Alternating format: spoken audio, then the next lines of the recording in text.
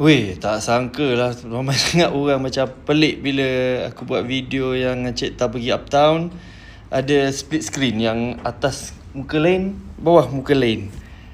Macam benda tu macam benda baru sangat tu korang. So okay, tak apalah, I don't know why. Macam benda tu saya rasa boleh download apps.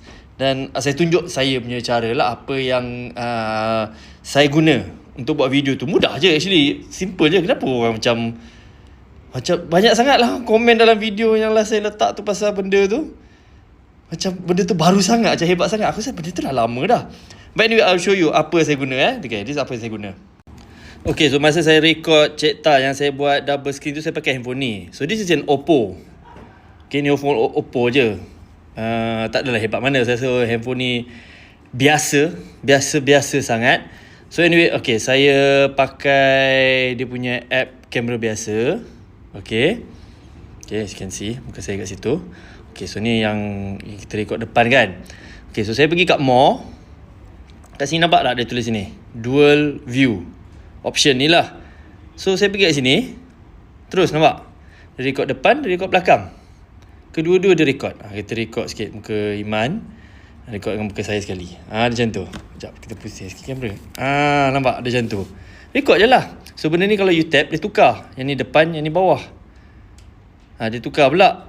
Dan dia ada option lain. Okay, macam contohnya kalau saya nak buat, tak nak nampak muka saya besar sangat, saya boleh tukarnya macam ni.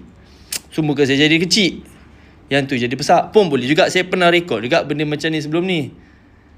So benda ni biasa lah guys. Apa yang kurang ni sangat. Ni kalau nak tukar ke yang bulat, benda ni boleh bergerak. Sekarang hebat, canggih weh. Oppo je. Saya pakai Oppo je. Tak ada pun hebat-hebatnya phone ke apa. Saya rasa banyak phone dah ada sekarang. Terkejut lah bila benda ni jadi benda yang hangat diceritakan. Alright? Tak pasal-pasal kau jadi famous Tak pasal-pasal kau masuk video aku Okay, tak apalah. So itu je lah, saya nak cerita tu je. Tak sangka. Betul-betul tak sangka. Anyway, saya harap benda ni, kalau korang yang nak buat video lepas ni, boleh buat lah pakai benda macam ni. Alright? Assalamualaikum. Bye.